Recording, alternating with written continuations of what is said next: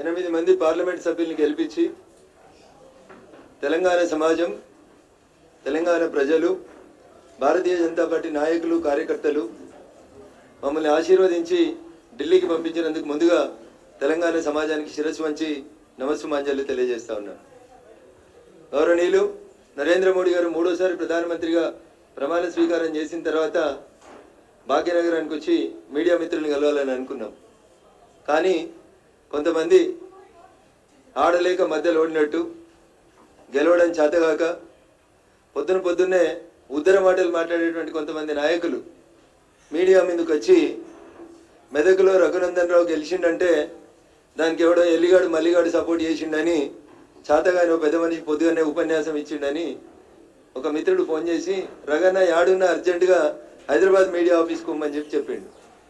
ఆ ఉద్దర మాటలు మాట్లాడిన పెద్ద మనిషి ఎవరంటే సొంత జిల్లాలో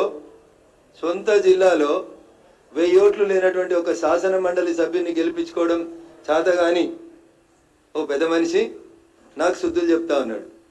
అదే పెద్ద మనిషి ఢిల్లీకి వెళ్ళి ఇదే హరీష్ రావు అనేటువంటి కలిసి బిజినెస్ క్లాస్లో ట్రావెల్ చేసిర్రు.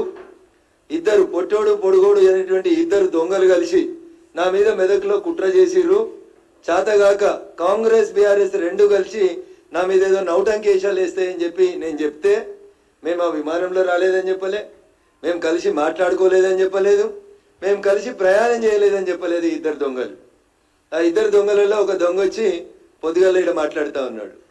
నేను దొంగ అనే పదం చాలా స్పష్టంగా మాట్లాడుతూ ఉన్నా, ఎందుకంటే నన్ను ఏమనంతసేపు నేను ఎవరిని ఏమన్నా. నేను తెలంగాణ పల్లెటూర్లలో ఒక సామెత చెప్తారు, మీ ఇంటికి మా ఇల్లు ఎంత దూరం అయితే మా ఇంటికి మీ ఇల్లు కూడా అంతే దూరం అవుతుందని. మొత్తం ప్రపంచం అంతా చూసినప్పుడు పట్టపగలు నోట్ల కట్టలతోటి దొరికినటువంటి దొంగ రేవంత్ రెడ్డి అని సమాజం, టీవీలు, పేపర్లు, ఛానళ్ళు 10 ఏళ్ళు ఘోషించినాయి. మరి ఆయన కేసు ఎందుకు ట్రయల్ కాలేదు? ఎందుకు శిక్ష వేయించలేదు? ఎవరితో ములాఖత్ అయ్యిండు రేవంత్ రెడ్డి? హరీష్ రావు తోట, కవితతోట, చంద్రశేఖర్ రావు తోట ఆయన ములాఖత్.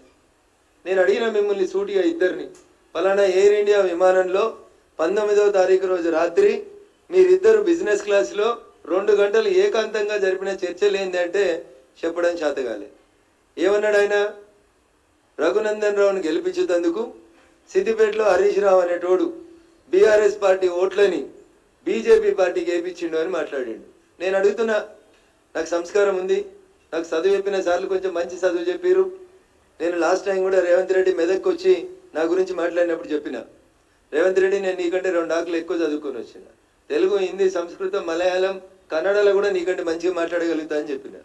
కానీ నా సంస్కారం, నాకు చదువు నేర్పించినటువంటి గురువులు చెప్పినటువంటి విద్య నాకు అడ్డం వస్తుంది అని చెప్తా ఉన్నా. నేను సొంత ఊర్లో ఎమ్మెల్సీ గెలవడం చేతగానోడు, పోనీ సొంత ఎంపీ సీట్ అన్న నిలబెట్టుకున్నాడు అంటే ఎన్ని ఓట్లతో ఓడిపోయిండో ఆయనకే తెలియాలి. ఆయన గెలిచింది అత్తేసారి 5,000 తోటి గెలిచిండు.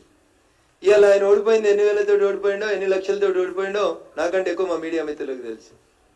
సొంత ఊర్లో ఎమ్మెల్సీ నిలుపుకోవడం చేతగా లేదు, పెద్ద పొంకనాలు కొడుతూ ఉంటాడు, పెద్ద మాటలు మాట్లాడుతూ ఉంటాడు. అధికారంలో లేనప్పుడు ఎన్ని మాటలు మాట్లాడిండు. ఇవాళ అధికారంలోకి వచ్చి 6 నెలలు అయింది. ఏం చేసినావు? ఒక్క జీవో తెలంగాణలోకి సిబిఐని రాకుండా నీకంటే ముందున్న ముఖ్యమంత్రి ఒక జీవో తెచ్చిండు.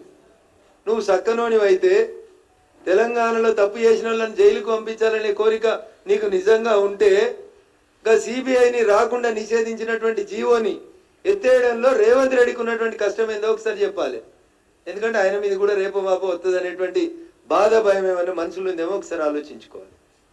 నిజంగా 2013 మేలో బయటకు వచ్చిన తర్వాత టీఆర్ఎస్ పార్టీ నాయకత్వం మీద, చంద్రశేఖర్ రావు మీద, హరీష్ రావు మీద రఘునందన్ గత 10-12 ఏళ్ల నుంచి రాజీ లేని పోరాటం చేస్తుండ అనేది మా మెదక్ జిల్లాలో చిన్న పోరాన్ని అడిగినా కానీ చెప్తారు. రఘునందన్ రావుకి కాంప్రమైజ్ పాలిటిక్స్ తెలియదు, రఘునందన్ రావు కాలుమొక్కుడు తెలియదు. రఘునందన్ రావుకు తెలిసింది ముక్కుసూటిగా మాట్లాడే తెలుసు. చంద్రశేఖర్ రావు అయినా గట్లే మాట్లాడతాడు రఘునందన్ రావు, రేవంత్ రెడ్డి అయినా గట్లే మాట్లాడతాడు. 10 ఏళ్ళు జయ జయ హే తెలంగాణ జననీ జయకేతనం అనే పాటను గుర్తించే సూరత్ లేదని చంద్రశేఖర్ రావుని నిండు అసెంబ్లీలో నిలదీసిన ఒకే ఒక ఎమ్మెల్యే ఎవడంటే అది రఘునందన్ రావు తప్పితే ఇంకొకరు కాదు. ఇలా దానికి సినిమా బాణీలు, సినిమా వేషాలు, సినిమా రంగులు అద్ది ఈయనేదో క్రెడిట్ కొట్టుకునే నాటకాలు చేసాడు. మాకు రాదు రేవంత్ రెడ్డి గారు. అందుకని నేను ఏమంటున్నా అంటే రేవంత్ రెడ్డి గారిని, హరీష్ రావు గారిని, నేను ఎవరి దయాదాక్షిణ్యాల మీద గెలవలే. మా భారతీయ జనతా పార్టీ బూత్ అధ్యక్షుల దగ్గర నుంచి మొదలుకొంటే మా మెదక్ పార్లమెంటు పరిధిలో ఉన్న ప్రతి కార్యకర్త తన్ మన్ ధన్ పెట్టి రగన్న గెలవాలని కొట్లాడితే ఆ అహంకారపూరితమైనటువంటి కేసీఆర్ కుటుంబానికి, హరీష్ రావు అనేటువంటి దుర్మార్గమైనటువంటి క్రియలకి మా మెదక్ పార్లమెంటు ప్రజలు ఇచ్చినటువంటి తీర్పు నా మెదక్ గెలుపు.